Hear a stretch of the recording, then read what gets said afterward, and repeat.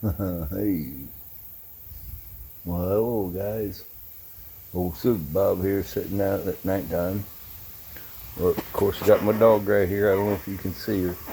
I might flick a lighter, but see, there's the car, and that right out there is Kate, way over there, and the storms are coming from right that way.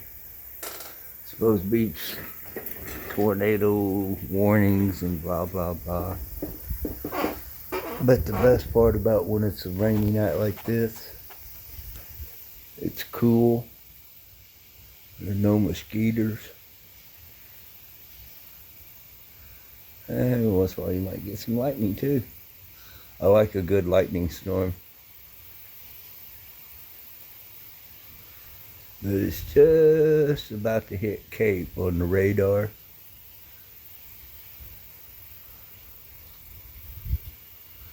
I could set the phone down, I guess, and just let it sit here, but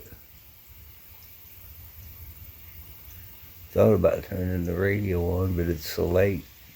It's about 11 o'clock at night, which I normally go to bed about 10. Yeah, here comes the rain.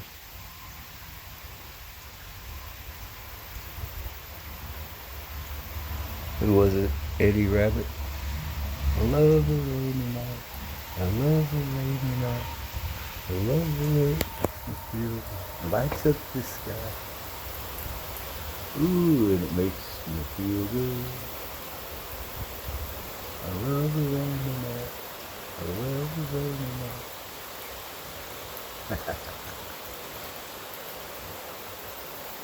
Yeah, here she comes. It's supposed to be a pretty good downpour by radar to look. I don't know, it's Friday night. I got all my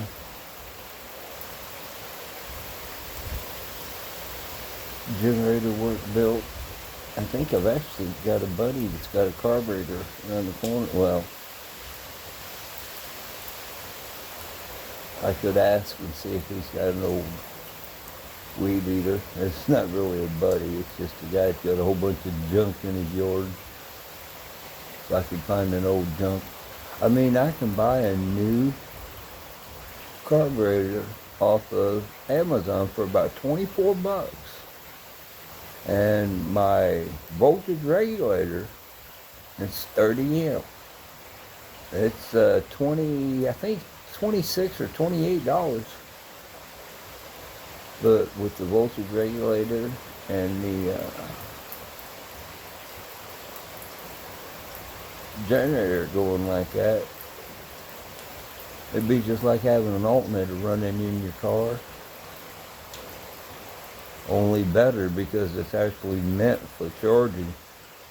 Because that's what the voltage regulator's got. It's got diodes in it that help you build the charge, you know.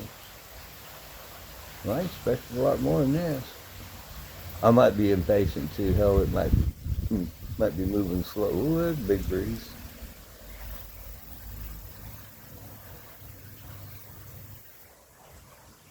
Every once in a while you'll see it light up that sky right there. Yeah, I'm just holding it. I figured I could just sit here and put the phone in my hand and hold it at the sky.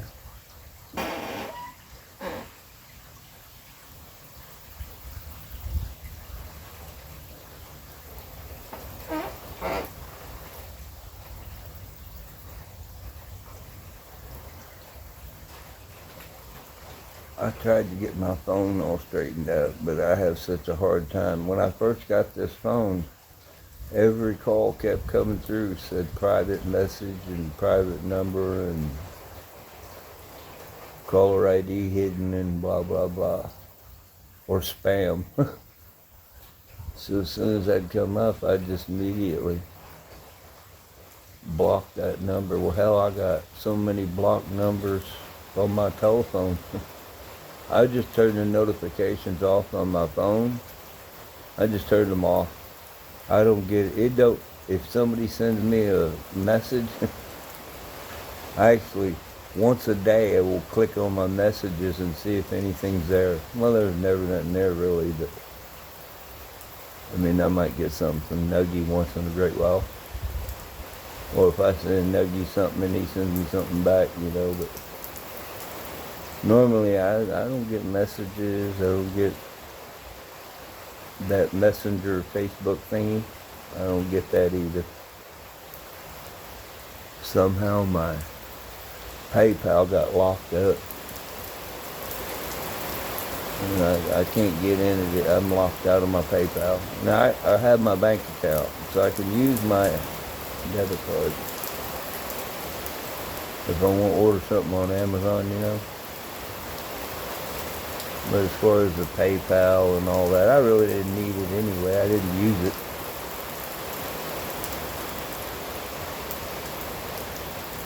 I don't ever put it out that I need donations or anything, because, if you don't ask, you won't be disappointed, right? And I get by okay, I guess. I mean, I'm on disability, and but see, that's what I planned for. See, when I was married and living in Missouri, and this happened, we was in a hurt. We was in a world of hurt, but my boss, oh boy, here comes the rain. My boss paid me a paycheck. And he didn't pay it to me, he paid it to my ex-wife as a bonus on her check every week that was equivalent to my normal pay. And he did that because, see, you got to be without pay for 18 months.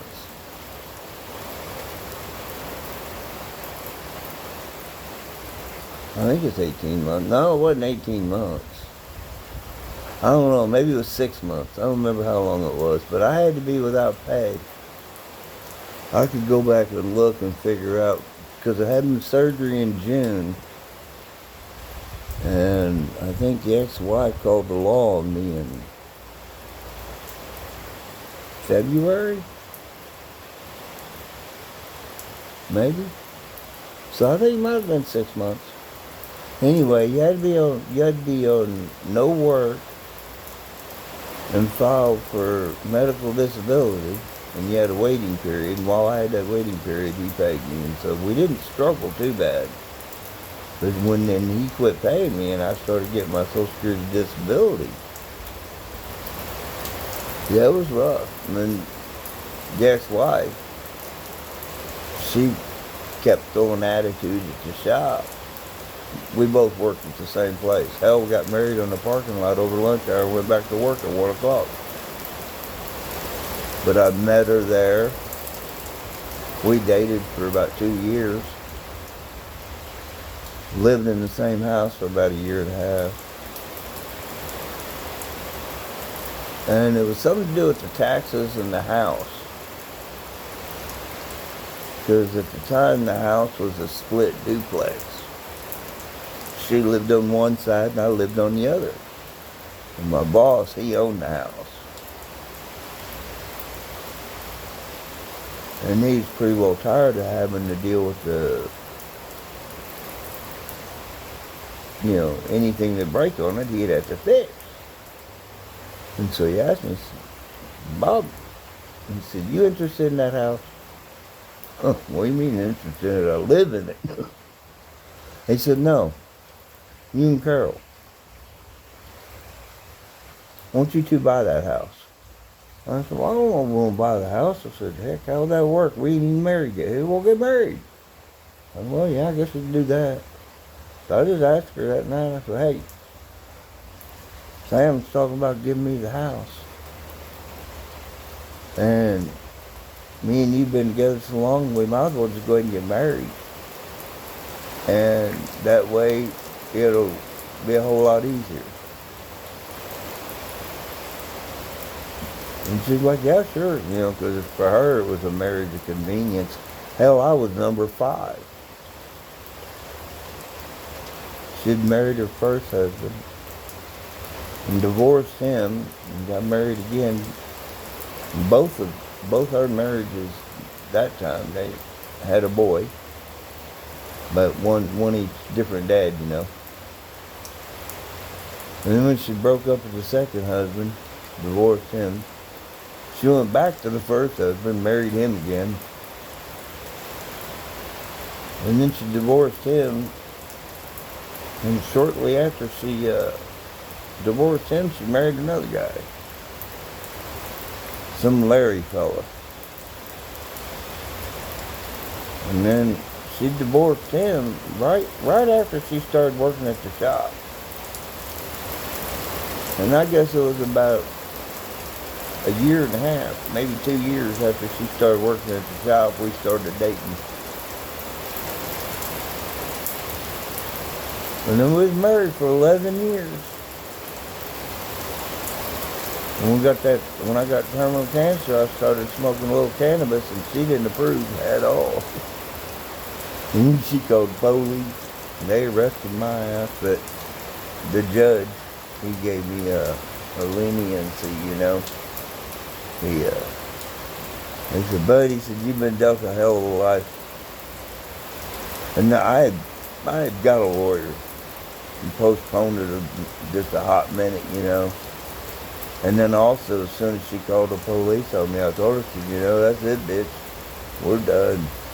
And I filed for divorce. And that's when I bought this house. The day I got arrested, of course I got let go that night, because my next door neighbor was a cop, and he knew me. And he was he was off duty.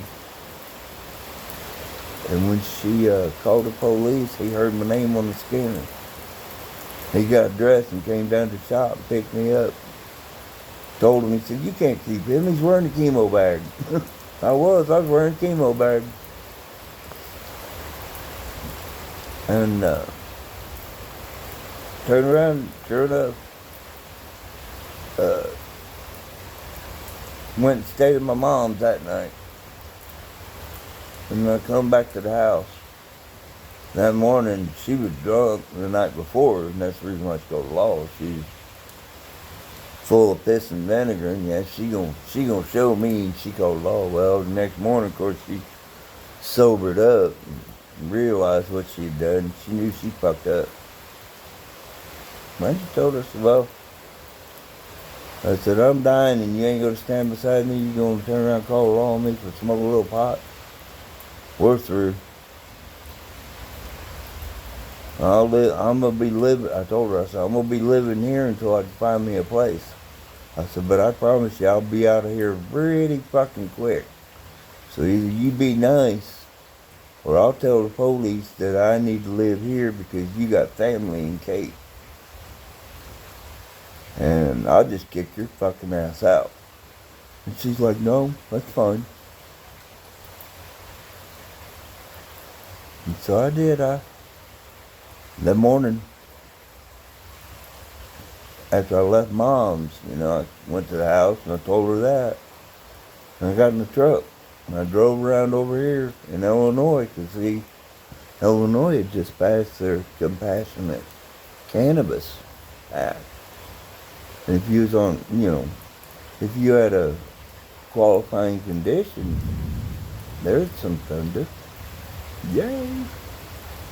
If you had a qualifying condition, then you could get a medical card. Well, I found this house, and it was under foreclosure from back taxes. Mortgage company out of New York City bought the note, had it listed, so I called the number.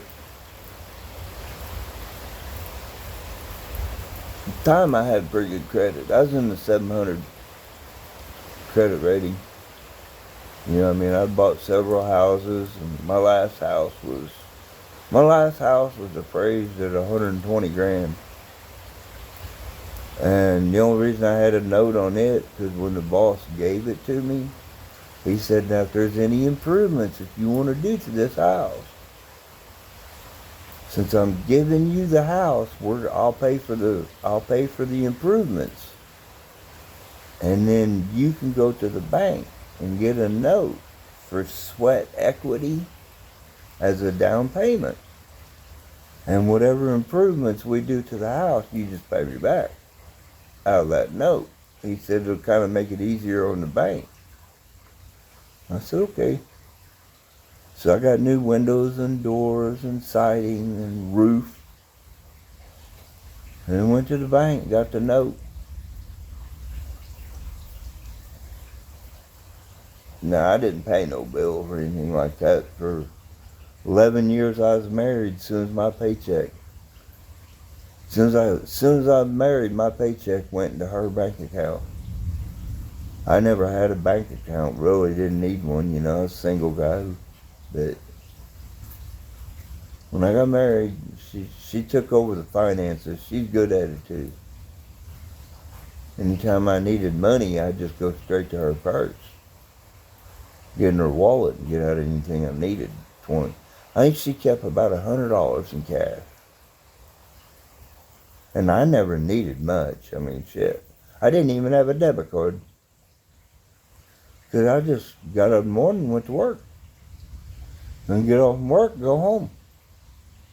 If I need gas, well, I get money out of her purse. She bought the beer. Hell, I had a soda machine in my kitchen. It was an upright, an old Pepsi machine. It would hold 108 beers. It kept them fuckers at 30 degrees. Not quite freezing. I mean, about 32, 33, I guess. But yeah, it was in the 30s. Ooh, there's a good one. And she'd make sure that some bitch was filled. Hell, I know she bought 10, 30 packs a week, every week, for years. Because she could outdrink me. And I drank pretty good. You know, if I was going to go fishing that day, I'd just open the soda machine up, get the cooler, and fill the cooler up. When I go fishing, and I had a bass boat back then, one of these days I've got some videos on DVD. Now what I'll do is I'm going to set the camera up, and I'm going to play the DVD on the projector, so it's on the wall, you know, big picture. And that way it'll be a really good picture. Now the sound's going to suck. Because some of them I just have to mute them because they got music playing. One guy made me a nice DVD. I didn't know how to do that shit. But I took him fishing. The old boy was a Army recruiter. And I met him at the very end of the year, right before I got diagnosed. That fall, you know, I'm sorry, that spring, before the big fishing, you know, season comes in. And met him fishing off the bank up there at Honker's Boat Dock there in Cape. He was a Army recruiter, but he was on administrative leave. And this was back in, oh shit, I guess this would have been,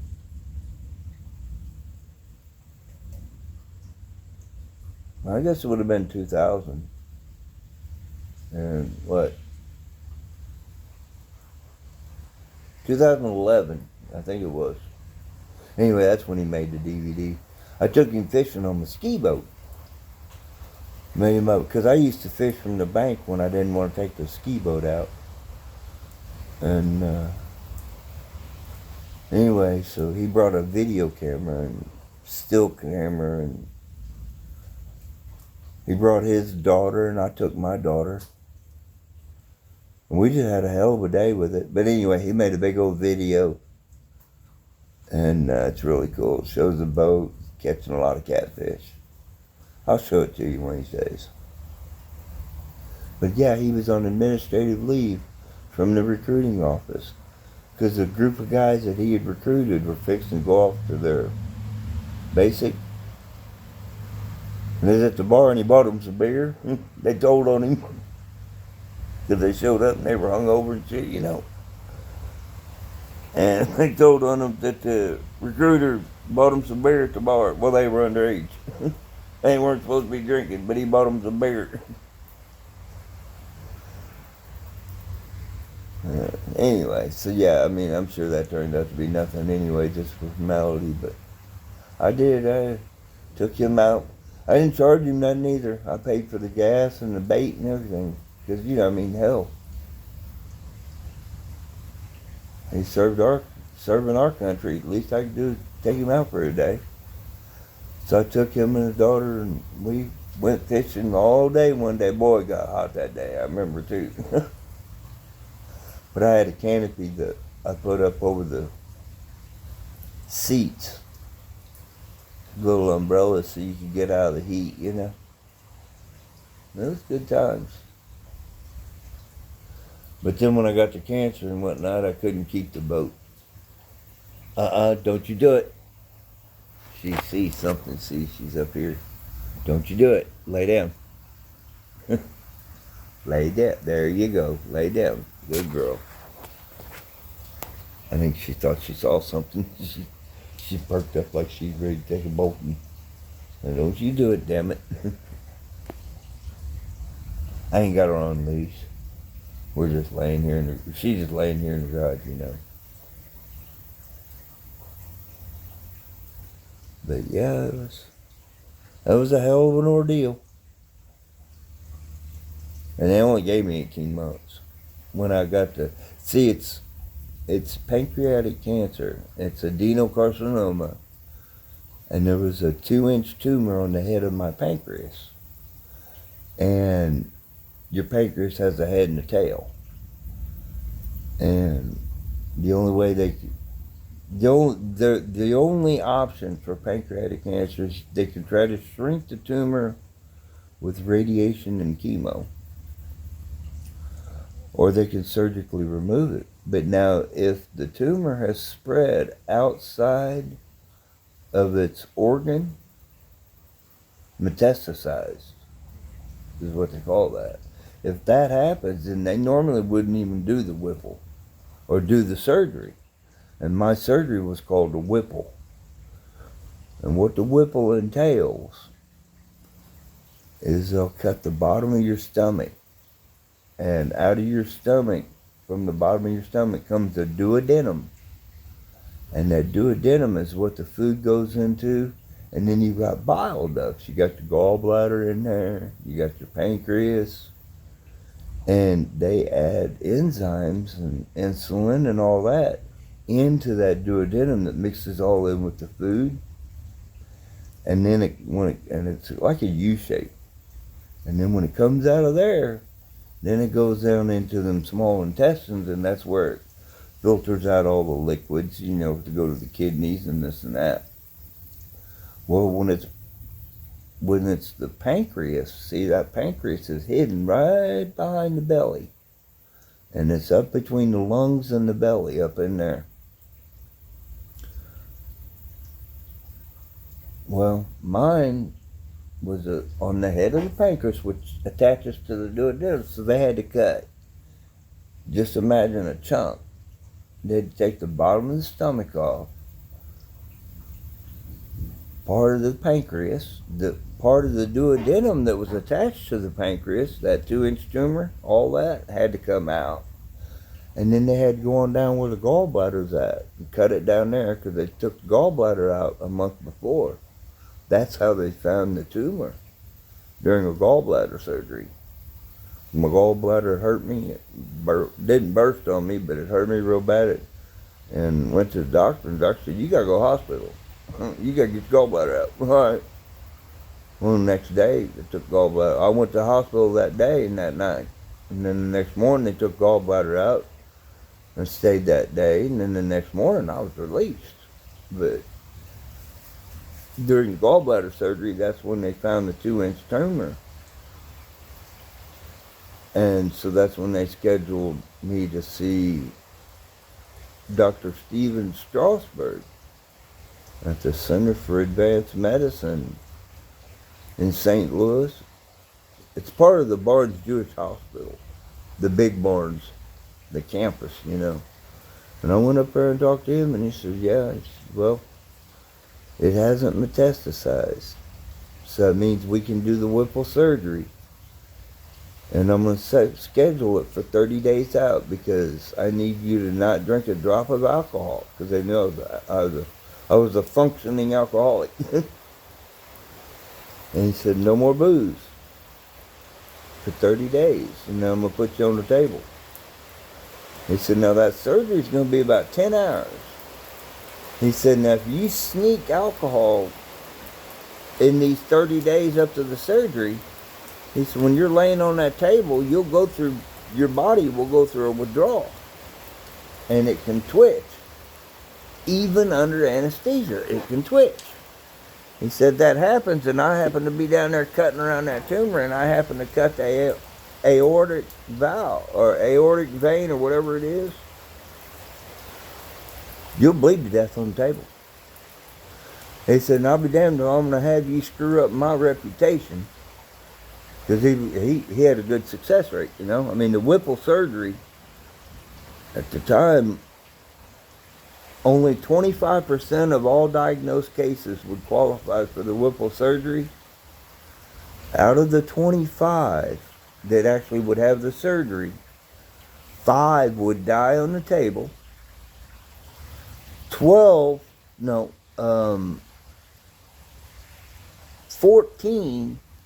would live less than 2 years. No, only 14. Yeah, 14 would die within 2 years, and only 6 would live 5 years. They call it, it was the 5, yes, the 5-year survival rate. And it was 6% survival rate at 5%, or at 5 years, I mean.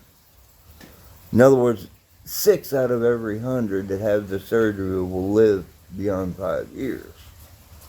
So even with the Whipple surgery, you're only guaranteed, not guaranteed, but you only, should expect a couple years extra added to your life. And, but anyway, otherwise it was like you got 3 months, because it was just going to explode, blah, blah, blah, They couldn't do nothing for you. Pancreatic cancer, when they find it, usually it's just too late. And so I did. I quit drinking. And I had the surgery. It was a 10-hour surgery.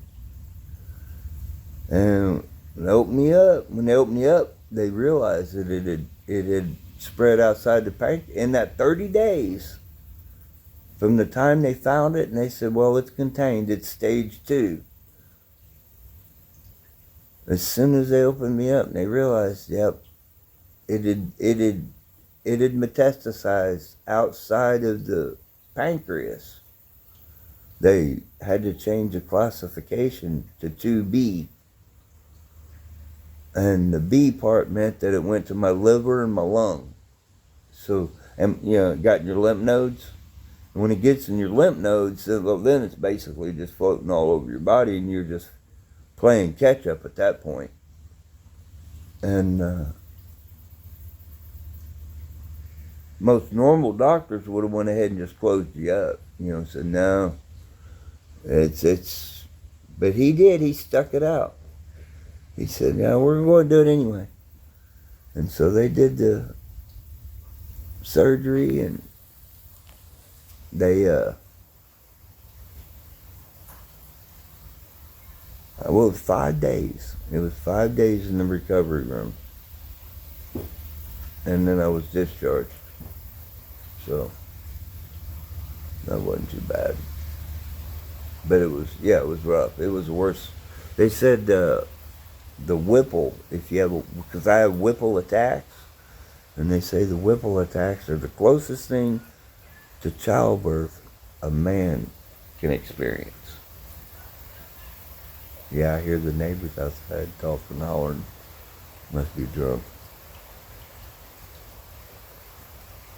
I was just waiting to see those clouds, see how You can see how this light is actually reflecting off the city. Don't you do it. I'm gonna have to put my dog in the house. She just won't listen. She sees something out there and she's antsy. But yes, that's what happened with my Whipple. I had the surgery and they took the bottom part of my stomach, the duodenum. They had to take part of that. The 2-inch tumor in the head of the pancreas, they had to take it. And then what they do is they take the bottom part of that duodenum that comes from the intestines. They normally would just take that and reattach it to the bottom of the stomach. But see, my small intestines had already had a little bit of an,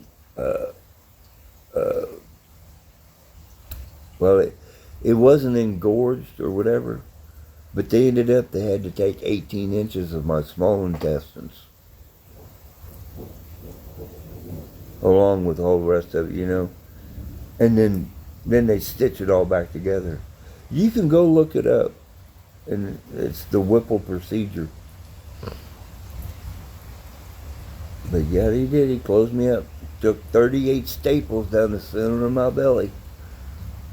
They went straight up and down with mine. Sometimes they go sideways, but mine, they went straight up and down.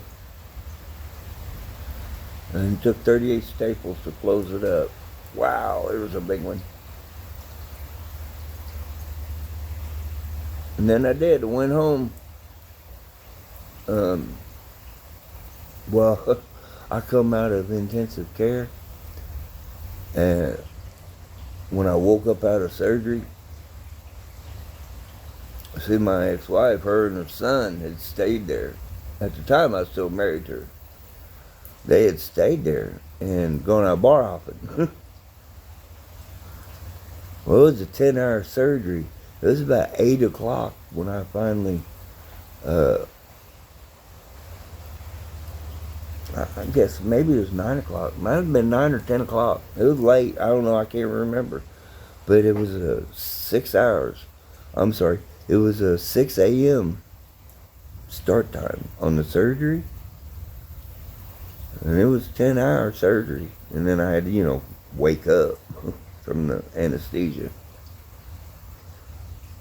But then when I woke up and the nurse, her and my ex-wife got into it. My nurse kicked my ex-wife out. Kicked her and her son out because they were drunk. They'd come back the next morning, which I was so out of it anyway from surgery shit. I didn't want no company. I just want to go to sleep. And then, I spent 5 days up there in recovery and came home. And then for the next 6 months, I had to sleep in a recliner. My mom had moved down recently from Jeff City down to our area. And she turned around and she would come and sit with me in the daytime while my ex-wife went to work, But yeah, boy, the ex-wife, she just got worse and worse because, after I come out of the surgery, I was on those Glucerna shakes and, I couldn't eat nothing solid for a while. Finally, I got better and started walking up and down the driveway, and wasn't too much longer later than I had to start chemo. I think I started chemo in September. Might have been August. But I did 6 months of chemo.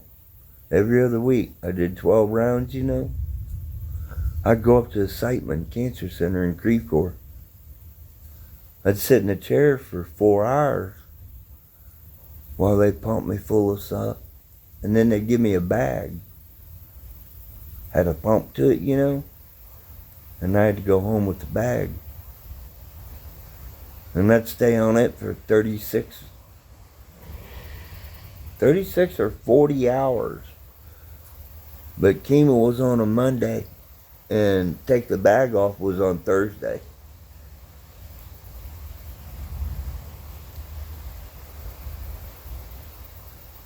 And yeah, I did. I got the bags. I got the bags and the pump still in a sharps container, biohazard. Because I kept them, you know, when my ex-wife would take them off me. I had the butterfly port, you know, so they would access the port up there at Sightman. And then all I had to do was unhook it and flush it. Once I unhooked the bag, you know. And then I would take the bag and the needles and all that and put it in a sharps container. Well, I still got the sharps container. I think our storm's about over with.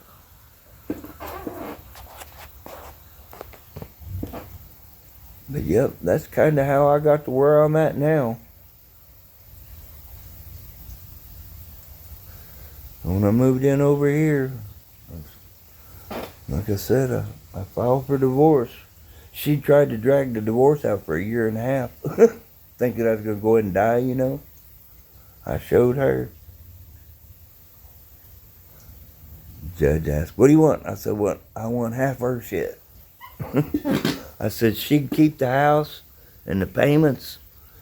And see, I owned her mom and dad's house. Because my mom and dad, her mom and dad live in Cape, right? And I lived in Jackson.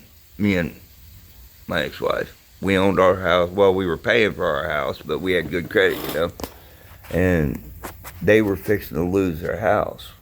It was a big old stink, and I ain't gonna get into it. But anyway, I had to pay their house off. It was $33,000. So I went to the bank, and I just told the bank, I said, "Look, you know, I got $60,000 worth of equity in my house. I need to access that, combine the loans together or whatever, but I want that house paid for, so they don't have to have a house payment." And so they worked it all out. My ex-wife did most of the, paperwork and all that. All I had to do was sign the paper. But yeah, so that house was in mine and my ex-wife's name. And they still lived there, but we owned the house. Free and clear. And then I had my house I was just paying off. Well, that was an actual lightning bolt. And if I wanted to be a dick about it, I could have made, my lawyer could have made him sell everything. Sell the house, sell her mom and dad's house, sell her Jeep, sell my truck, sell my boat. Well, I sold the boat already. I'd sold it before chemo. Because I couldn't handle the boat. And we needed the money. And so yeah, between the surgery, after the surgery, but before chemo, I'd sold the boat. But anyway, yeah, the judge, "What do you want?" "I want half her shit." And I did. I got half the settlement. She had to, minus the bills or whatnot. Of course, it didn't really matter anyway. Come find out, I had to pay almost $6,000 in attorney fees. Now, that was the attorney that also got me off of the drug charge for smoking marijuana that my ex-wife called the cops on me for. Wow, that was a big one. I had to pay an attorney. I had fistful of $100 bills for him. Keep me out of jail. I had just bought 2 ounces of weed when I got my check. Because this has been going on for a hot minute. I used it during chemo, Kind of, sort of liked it. That's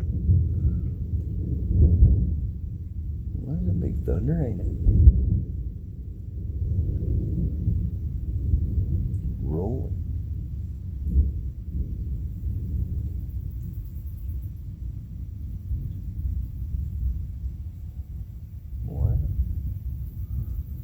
still rolling. But yep, sure enough, I was a nice guy.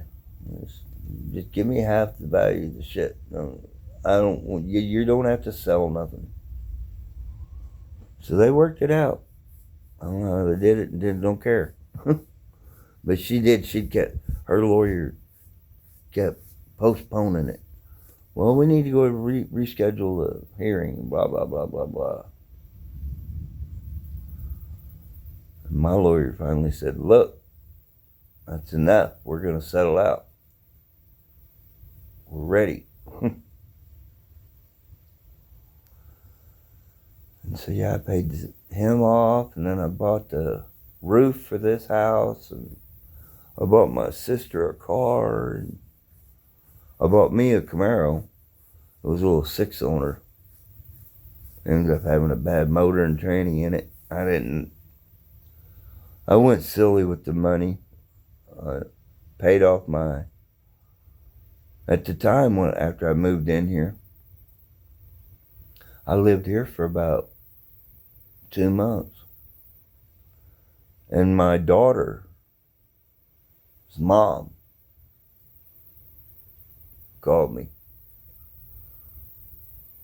That was my first wife, my high school sweetheart, Well, of course, you know how that goes.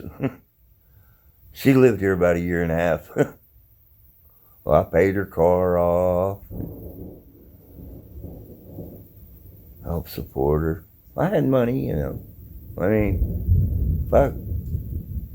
I didn't know how long I was going to be around, and I mean, shit, I still got our wedding pictures, okay? The pictures from my first wedding. I got the video from the second wedding. But the first wedding, shit, I did it right, buddy. I had 4 groomsmen. She had 4 bridesmaids or bridesladies. We had a ring bearer and a flower girl. We had ushers, church, long-tailed tux. Yep. I had a full-blown church preacher wedding. And I had a non-alcoholic reception. No alcohol at my reception. Well, we were underage. We couldn't go buy alcohol. Couldn't serve alcohol. Not to say we didn't drink none after we got done with reception, but reception was in the basement of the church, so, couldn't really drink a whole keg there. But it was about 8 months after my wedding, my daughter was born. About 7 months. Yeah. And we were married for 4 years, 4.5 years. And then she cheated, and so I divorced her. I mean, we kind of stayed friends and whatnot, but, that was that. I paid my child support all the way up till when my daughter turned 12 years old. When she turned 12 years old, I lived I worked at the factory, and I'd been dating this girl. We wasn't married just yet, but we might have been. We might have been married. I think we were married, matter of fact. I don't know, I'd have to go back and look. But when my ex-wife, she was moving to a different town, and it didn't have as good a school system as the one I had in my town. And I told my daughter, every other weekend I went and got my daughter, Hell, my daughter could drive a truck when she was 9 years old, stick shift. I taught her to drive the boat. She could drive the boat. She could pull it up on a trailer after I backed the truck in. She could pull the boat up on the trailer for me. Back then it was just an old piece of crap, 40 horse, little closed bow, bench seat, just picture on Golden Pond, that boat would drop about $1,000 off the price because this was an old piece of crap boat. But we'd get out on the Mississippi River. Me and her, we'd get out on the Mississippi River in that boat and chase barges and jump the waves behind the barges. Well, I wasn't the smartest dad at the time, but we both had life jackets on. And she loved jumping the waves, especially when I let her drive. So, yeah. Well, anyway, she was 12 years old. I had a better place for her to be, and I just told her mom, I said, you know, why don't you let her come live with me? I got the big old house. She'll have her own bedroom. Her grandma lives right here in the same town, which was my aunt, but same thing, you know. And she can go and get her and pick her up from school. You know, just, it's an all better school. And I'll do you one better. You don't even have to pay me child support. Because I had her on my insurance, you know. I had medical insurance on her from the shop. But when she had custody, I paid, you know, I paid my child support. Like I was supposed to. It wasn't for me. It wasn't for the mom. It was for the kid, you know. And so then I told her, I said, well, you let her come live with me. If I don't have to pay you child support, that's just like you paying me child support. So we'll just leave it at that. She's like, okay. And so I did. I got custody when she was 12 years old. For her 16th birthday, I knew I didn't want to get her a little tiny car. I didn't want one of these little small hatchback, little tiny cars. She getting a wreck, because all kids getting wrecks when they get their first car. It's just a given. So I wanted her to have a boat, you know, something station wagon, Lincoln Town car, you know, some big old. So when she hits something, she gonna be the one walking away, and they got the damage, not her. I didn't really find one of those, but I did find a 94 Camaro, 6-cylinder. It was teal green, and I got it for $3,500. And it ran good and everything, but when I got it, the intention was to fix it up and have it all nice and reliable for her. Like I said, I was making good money back then, so I took the car and I had them rebuild transmission in it. And then the motor itself, I pulled the motor out myself. It had the 3.4 liter V6, the bigger V6 motor, you know. And it was fuel injected and all that. So I pulled the motor out and I gave it a fresh tune-up, you know. Like new rings, main bearings, rod bearings, cam, all stock, or, you know, nothing hopped up, but like a new motor. And then I went ahead and I put it had a nice little radio in it, but it had all Rockford Fosgate. It had Fosgate Punch 60 running a 10-inch sub, and then it had the Punch 40. There was an EQ before that, but it had a Punch 40 running the Polk, P-O-L-K, Polk audio, mids and tweets in the doors, you know. So when I gave it to her, I didn't want her to have her car stereo stolen up at high school, you know, when she turned 16. So I put a Viper remote start car alarm on it too. And so when she turned 16, she got a nice teal green Camaro, 94 6-cylinder. And since she took that, now see, I had that car for about 6 months and was driving it while I was getting her fixed up and ready to go for her. Well, when I had to give her the car for her birthday, I thought, well, shit, now I need me a car. So I bought me another Camaro. I bought me a 95 Z28. And that's the Camaro that you see on my on my uh, page, on my posts and whatnot. That 95, it was a Z28 T-Tops. And it was teal green too, same color. So dad and daughter parked side by side. Of course, her was a little bit nicer. I put the LeBra on the front of the car, you know, a black LeBra. I put it on the front of her car. Oh, it looked good. But I didn't put one on the Z. I kept the Z factory just the way it was because it was a fast motherfucker. But, yep, when she was 18, she was fixing to get out of high school. Graduate, you know? And it was just a couple months before graduation. And she's like, Dad, what are you going to give me for graduation? I said, oh, what do you want? She said, I want your Z28. I said, what? She said, yeah. I said, well, I'll tell you what. Your mama didn't graduate from high school. Your daddy didn't graduate from high school. You graduate from high school, you can have that Z28. And I'll be damned, she didn't graduate. She took my car again. So I let her have it, you know. And that's when I bought me a pickup truck. That's when I finally got me a big old pickup truck.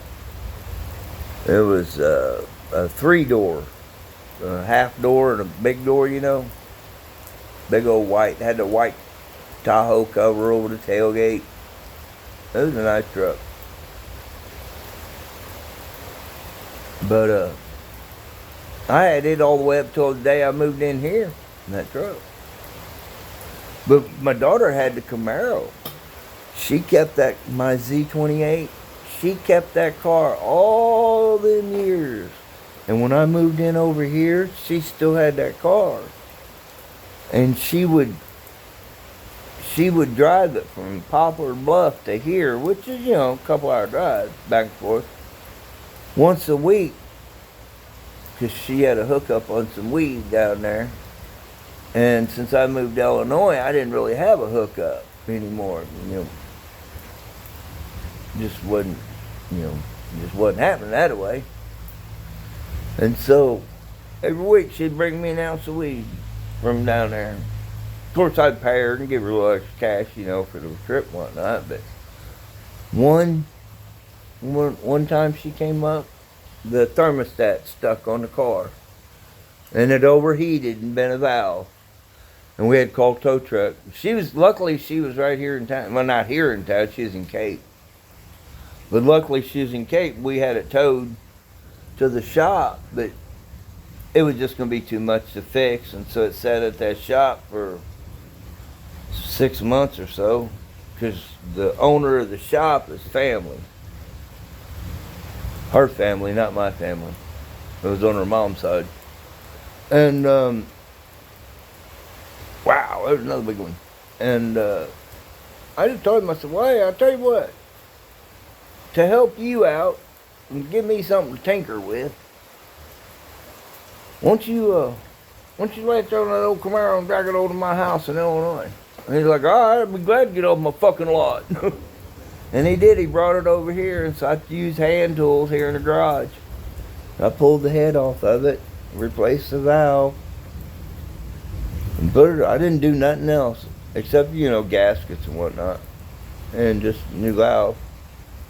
I had to reseat the new valve, because it had bent it and messed up the head just a little bit, and I had to grind and get it reseated. But we ended up, I got the car running, and I ended up selling that Z28 for, I think it was $2,500. Yeah. Yeah, because that's right, it was $2,500, because I kept $500 out from my working on it, and I gave my daughter the $2,000. She had broke the car off. That's it, I'm done with it, you know. It sat over there so long. She had had it for all them years, and when it did that, she'd done with it. She just gave it away. Well, she wrote it off. Well, see, they were planning on going to Disney World, because her and the kids go every year to Disney World. And that year they weren't going to get a go. I fixed that car up, sold that car, and I gave her the $2,000. And that year they got to go to Disney World. So that worked out real well. But then I sat over here and my truck, it blew up. And so for the longest time I sat over here and I didn't go nowhere or do nothing because I didn't have no vehicle. And then I got my, finally got this Volkswagen Beetle. But in that whole process, my daughter had moved up here from Poplar Bluff right after her car went down. She moved back up here to our town, Cape. And she lived there in Cape then ever since and got her own vehicle, you know, and blah, blah, blah. But every month she'd come pick me up and take me to the grocery store once a month. I'd buy a month's worth of groceries. And then she'd bring me back home. And my neighbors over here, the only good neighbor I got, if he'd go to town or something and I needed gas, I'd give him a gas jug. And, hey man, can you grab me some gas when you go to town next? Yeah, sure, Bob. Here's $10. Just give me a gallon of gas. Wow, another big one. But yeah, that's a big old long up to do. So and then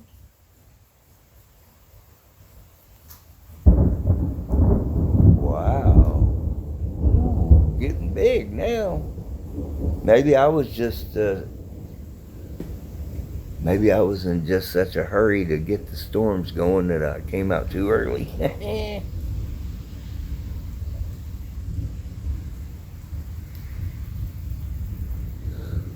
But yeah, then about 2 years ago, me and my daughter had a little falling out.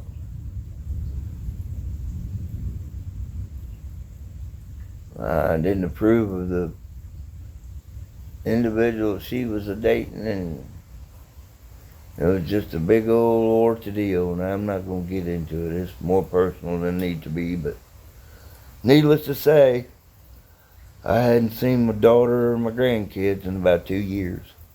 That's why I'm pretty well just going to go ahead and move on to a houseboat and live out the rest of my life out on the water.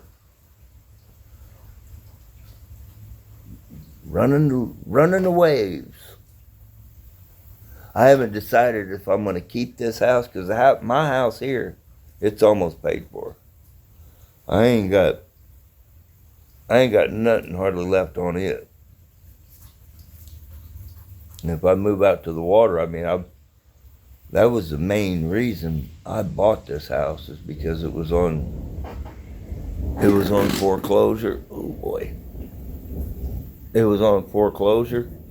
So it was a cheaper pay. It was a smaller house.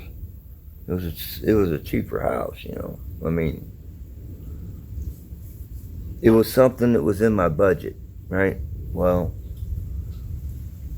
if I'm not living here, that means I'm not paying a high electric bill and a high water bill and paying gas, go back and forth to Cape, you know, and all this and that.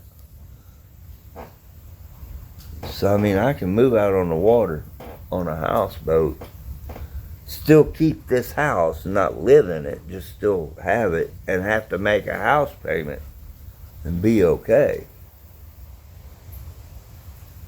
I just don't know if I want to keep a house or not. I guess it all depends if I ever hear from anybody again, you know? I mean, there've been several times I talked to a few people thinking maybe I'd get them to move in up here, or split the house with me, or, you know, 'cause I mean, this is a 3-bedroom, 2-bath in the garage. This garage here, see, I built this.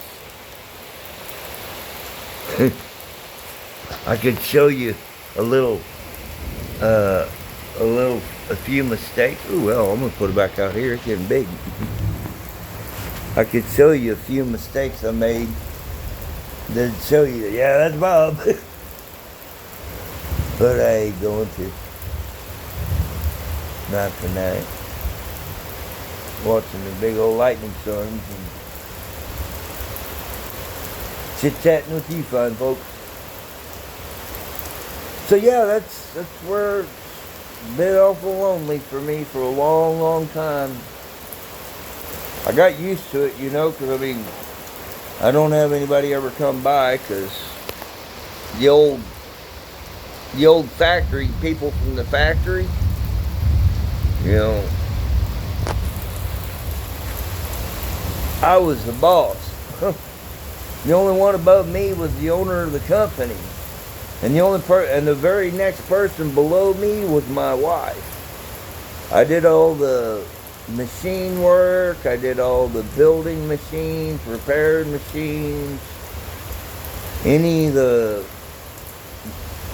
you have to set up the machines to make a run. Like if we need to make a run of AC 3.5 22s, well, I'd have to set up everything from the beginning to the end till it was ready to plate. And then I ran the chrome plater, the nickel chrome plater. Well, I didn't run it. I did all the chemicals. So I did the tanks. I did all the wiring on it, setting all the repairs, you know, everything. I ran it, but I didn't actually do the racking and unracking of parts. I had 2 employees up there that did that. It was an automatic return, so there was a rack in every station, and every minute, because it was on a 1-minute cycle time, so every minute one rack would go out, one rack would come in. Well, it was a big old track, right? So you had 5 or 6 racks in a row. You'd put raw parts on, and then those 5 or 6 would go forward, and then you'd have 5 or 6 brand new ready to, you know, finished product. You'd take them off. You wouldn't take the racks off, you just take the parts off. And then you'd put raw parts on the rack, and it would go on through the machine. The machine had 77 spots. So it took 77 racks to fill the machine, which was about 1:20 for it to do the full rotation from start to finish. And it was a big ordeal. I got a link on the video. I showed it. Heck, I'll put a link to that description if I can remember down in the comments of this. In the description, a link to the video of the factory that I worked at.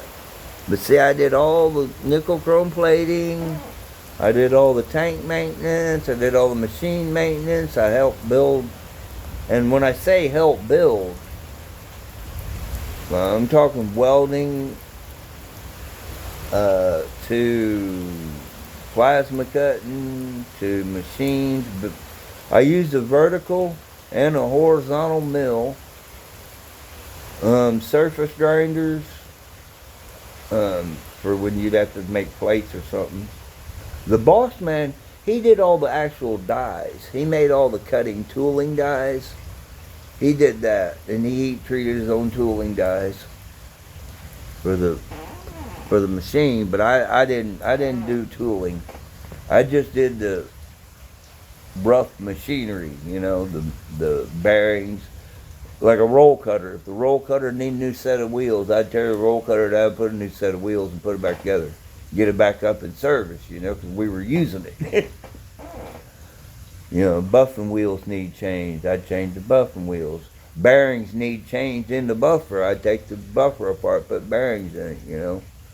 Motor go out on a sander or something, I'd take the sander apart, put a new 7.5 horse 3-phase motor on there. It ran 220 3-phase. You know, it just, the plater was 480. On the big rectifiers, they were all 480 volt, but the main shop was all 220. Now back in the welding section, which we had made glass packs too. That's all in the video. There's a 4-headed automatic welder. You'd take a glass pack and you'd set the necks in the glass pack. And when you would set the necks in there, you'd put the neck inside the glass pack, and that's what you'd cut out an old muffler, you put the glass pack in there, you slide one end and one end, slide the tailpipe in the other end, and then weld it up, and you got a glass pack on your machine. Well, when we built glass packs, we would make the core, which we would punch the louvers in the core, and we'd have 2-piece core for the expansion joint, wrap it in fiberglass, and then you would use a case, which we use 3.5, 4, and 5-inch cases. 3.5 was the most popular case, and 18 inches typically. Well, you would slide the core and the fiberglass inside that 18-inch case, and then you would use doming dies, and they would downsize the ends of the pipe in a curved motion, and then you would have to slip a neck that was either swedged out or scrunched down or whatever size it called for. They were all typically just swedged up with 2-inch inlets, and mostly 2.25 inlet outlets. But anyway, you'd slide the necks in there, and when you'd slide the necks in there and press start on the automatic welder, it would weld the neck into the glass pack on both sides in one revolution, which took about 45 seconds. So instead of having somebody stand there with a welder in their hand on a rotisserie while that thing's spinning and they're welding that neck in, my automatic welder would do it, weld both sides at one time. And that was a dual-headed, so it would do 2 mufflers. On the left side, you'd load it up with necks and everything, press start. It'd start welding that one in.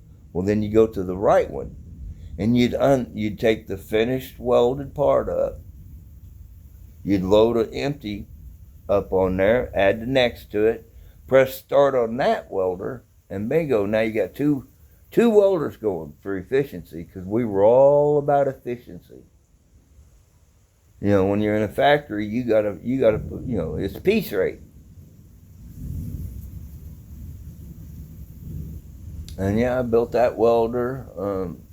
Other doming machines, forming machines, core machines, and all this and that. It's just hell. We had a wood boiler. Okay, it was a wood stove that had a water jacket around the outside of it. Now this stove was almost 8 foot tall. But see, my plating tank, my hot plating tank, which was called a hot soak tank, it ran at 180 degrees, and it was caustic. It's sodium and potassium hydroxide. It's a cleaning agent. And it was running about 6% to 14% concentrate, just depend on, how dirty your load was going through it. Anyway, so what we did was we pumped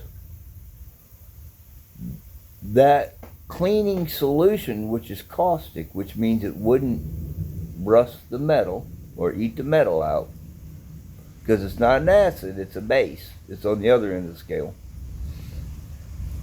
Acids are down around 0.1, bases are around 12-14. Anyway, and drinking water, tap water, around 7.5. Anyway, we can pump wastewater down anywhere from 6.5 to 9 on a pH scale. Just to give you an idea of where the water values are. But that hot soak tank was 1,100 gallons. So we had a wood, because the gas was so expensive. LP gas, when you run a gas boiler to run a chrome plater, hell, there was a $7,000 a month electric gas bill one month, And boss man's like, oh shit, we can't have this. So he decided to do the research, and it's not a pressurized boiler. Wow, that was close. Here it goes. Crack.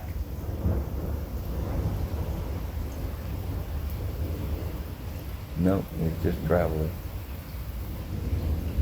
So it was gonna be cracking thunder. Just rolling. Anyway, boss man came up with the idea of a wood boiler. Now this wood boiler would hold 80 pounds or burn 80 pounds an hour. We would take a pallet that was 3 foot by 3 foot by 3 foot, stacked wood, and we would throw that in there at night, and it wouldn't be burned up, but it wouldn't be a whole lot left by morning. And when I say at night, I mean 7, 8 o'clock at night, because you always had stoke boiler before you go home. All right, see you tomorrow. And boss man, he'd load the fire up, or he'd load the boiler up before he left, whatever. And that was usually about 7 or 8 o'clock. Anyway, this plating system, hot soak tank, liquid was about 1,100 gallon, and we tried to get it up to that 180 to 190 mark. Well, gas was so expensive. What we did is we pumped it to the wood boiler, and the wood boiler stayed full because we pumped it on the low side of the boiler, and at the top it fed back to the tank. And so the boiler always had liquid in it, and you just turn the pump on the hot soak tank, build a fire, and about 6 hours later that hot soak tank's at 180 degrees. But yeah, that's how all that stuff, we built it ourselves. We built fire chief wood stoves. My boss wanted to put one in his house one year. This was right after the big ice storm. Anybody knows anything around here? Power was out for 10 days during this ice storm. And luckily we all had wood stoves, because the boss man, he decided that year before he's going to build us all wood stoves. So he goes to Buckeyes and he buys a fire chief wood stove. Then he brings it back down to the shop, takes all the metal and skin off of it to where he can get down to the guts of the stove, and copies it. We built 4 of them. We put 2 in the main manufacturing area, 1 in the back in his shop. The store-bought one, he took it home, and the other one went in my house. When I lived there in Jackson, I had a wood stove in the basement of my house, and yeah, it was nice. I love that wood heat. I didn't like the ashes too much, but we had one of those old coal chutes, and we didn't cut wood. We just bought the wood. We was saving enough money. We just went in and bought wood, and they would deliver it to the house, and they'd pull up side of the house where that coal chute's at. And I wish I had thought, because I've seen people do it, and that would have been a great idea, to use a treadmill to help get the wood from the coal chute over to your stacking. But I didn't do that. I just used a slide, like off of a outdoor swing. I just put a slide inside the house, and the door opened up on the outside. So in my basement there was a slide that went from the roof down over where it was about 8 foot long, but that way you could just throw the wood down that slide, and then somebody be in the basement stacking. Well, of course that was a 5-bedroom, 1, 2, 3, 4 bathrooms, and there was 1, 2, 3, 4, 5, 6 bedrooms. Because the basement, there was a bathroom down there, and it was a stand-up shower.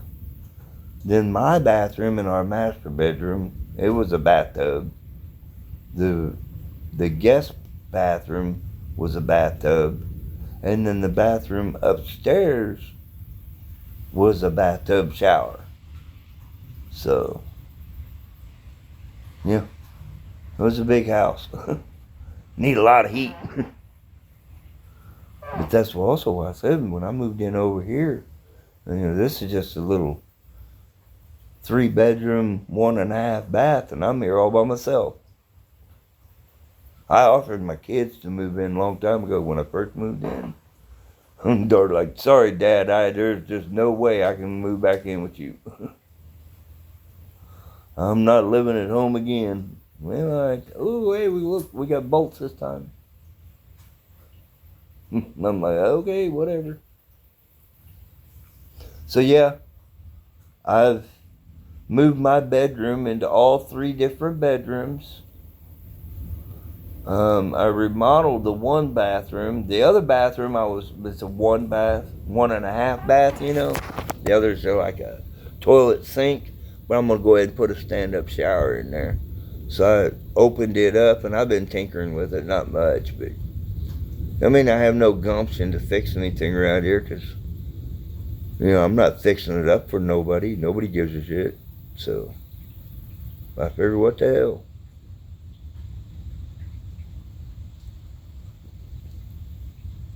Wow, we've been here a long time, ain't we? Well, I figured if you all was going to hang out watching the storms with me, at least I could do is keep you entertained instead of... The only entertainment I got is my life story. It's a boring one. I don't know, not too boring.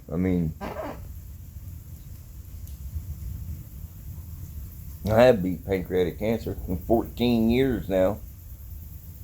I was on a national TV show when I built the airboat, and the TV show had that symbol, which was called Right This Minute, and that was on the airboat. That arrow right there, it was a play sign, is what it is. Well, there was a old TV show called Right This Minute. And when I built my first airboat, I sent them a build video, and they put me on their show nationwide. I've been on the front page of the Southeast Missourian newspaper for the cancer. And I was in this Illinois Democrat paper. It's not the Democrat, it's the... starts with a D. I don't remember what it was. Illinois, anyway, I got the, oh wow, there's a big one. I got the article in there, but yeah, it was over, fighting this cancer.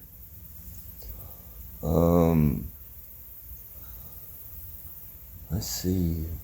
Oh, before cancer, I used to fly model airplanes, the remote control. The one I got now is 5-foot wingspan. That's what I learned to fly on back, 20 years ago or whatever. But then, after I'd been flying that for a while, I decided, I want to learn to fly the real ones. So down here at the Cape Airport, local airport, I took pilot's lessons. I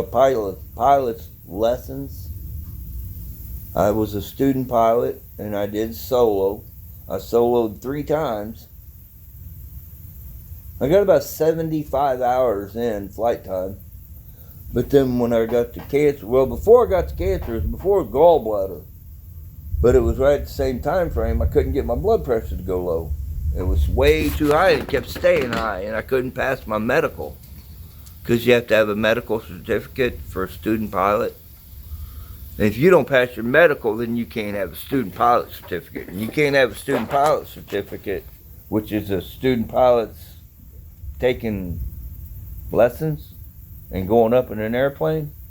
If you can't pass, you can go up one time on an intro flight and not have to have it. But if you're going to actually take the lessons, you got to have a student. You got to have a medical card. And wow, that's another good one. And so I couldn't pass my medical, and so I ended up losing my medical card. And when I lost my medical, then I just had to quit taking lessons. But I did get 70 hours in, and I did solo 3 times. I almost got to the cross country. You do a long cross country, which that means you have to take off at your airport. You have to go land at 3 different airports and come back home and land at your own airport. And usually you'll go to 1, and then you go to 2, and you'll stay overnight. And then the next day you'll go to your back to your 3rd, and then go back home. Make a big loop. That's what they usually do for a student pilot. And once you do the long one, then you can do your ride along. And your ride along is when a certified instructor rides along and grades you. And you take your PARFAM? FAMPAR? I don't remember what it was called. But you got to take a test. And it's a big test. I paid $300 for my cleared for takeoff CD-ROM set that I used on my home computer. Well, I used it on my ex-wife's computer. And that's how I did my home studying. So then when you go to the airport, you're not studying at the airport. You're taking a written test when you go in, and then you go fly. And you train that way. Because if you had to pay for your study time at the airport, that's a lot of money. That's just how my instructor taught me. She was from down there at the Cape Airport.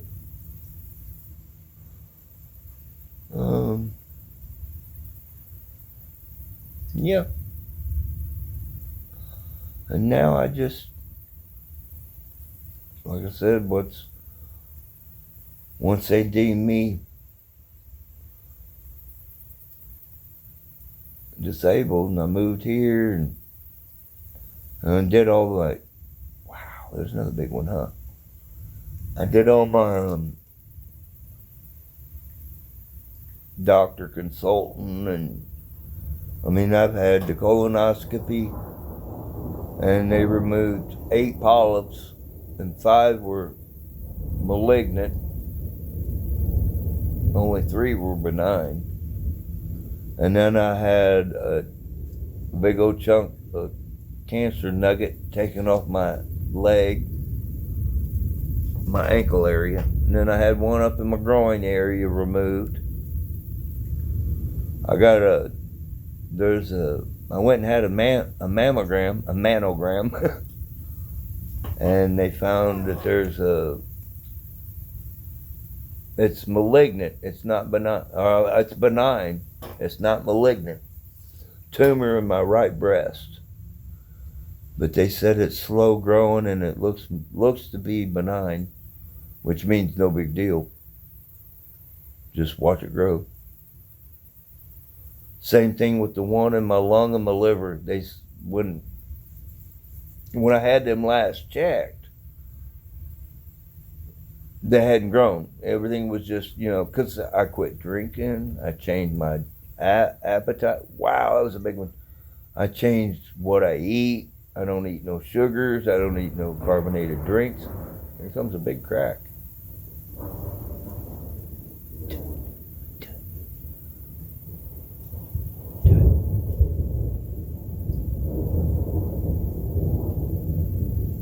There you go. I like the big loud thunderstorms. Yeah, I don't drink sodas. I don't eat greasy burgers, and I don't go out to eat. I eat canned chicken, ramen noodles, saltine crackers.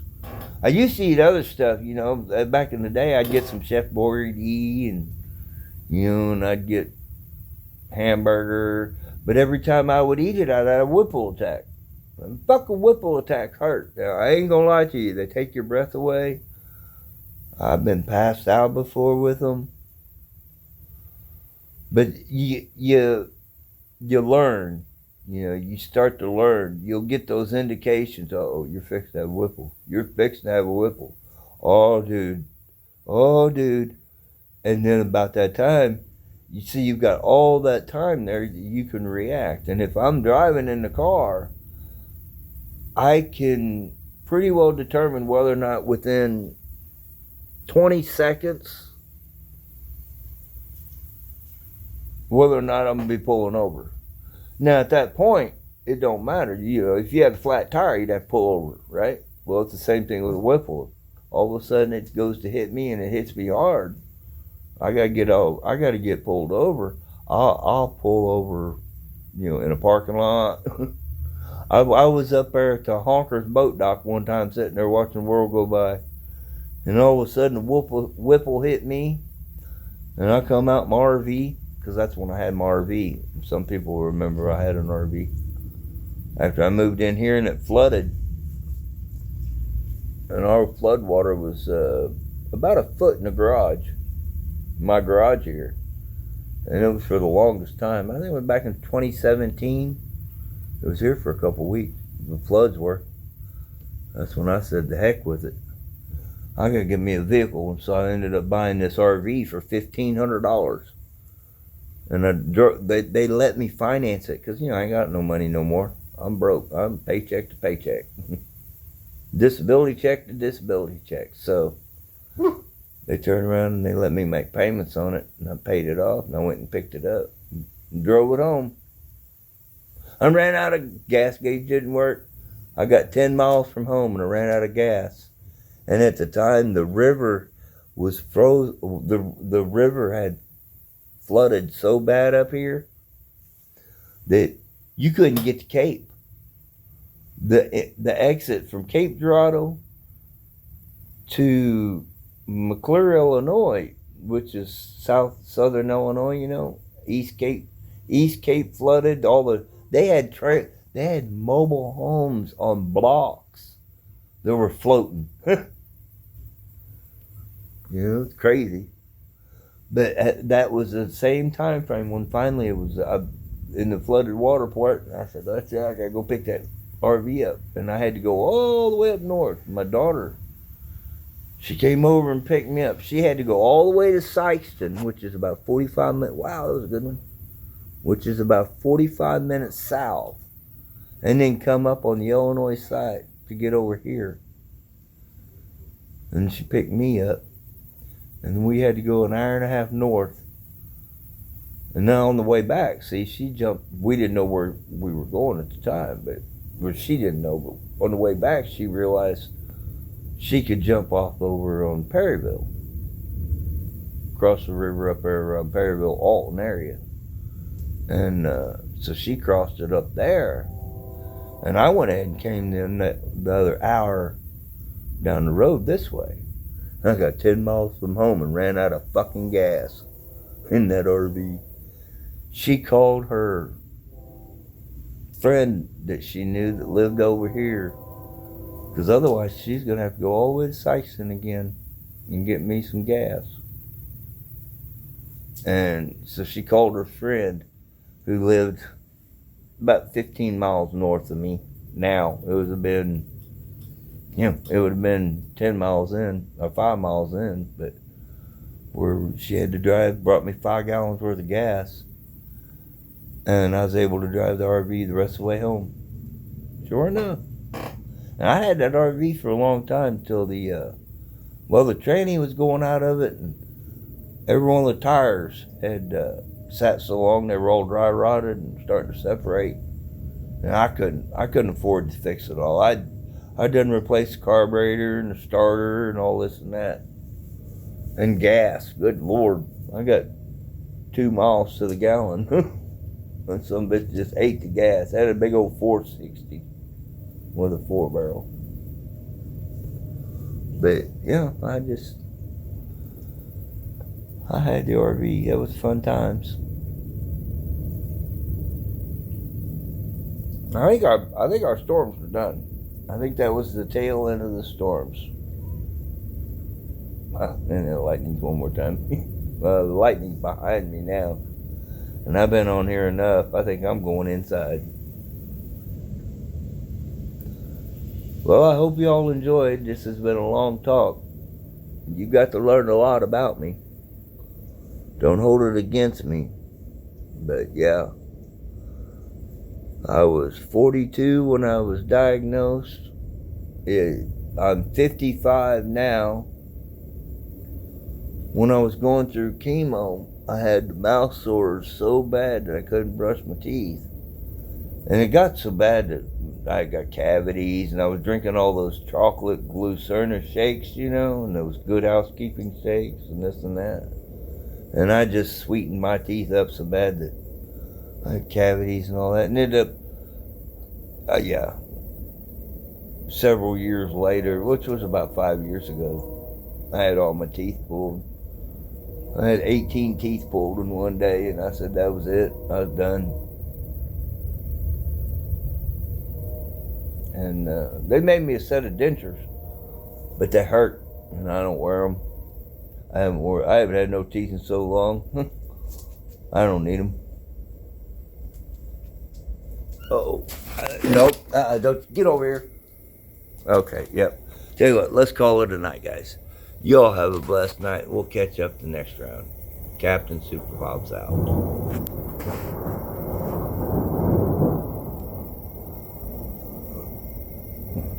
Wow.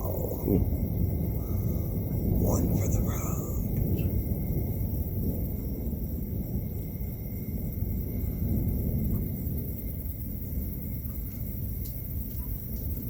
Super Bob's out.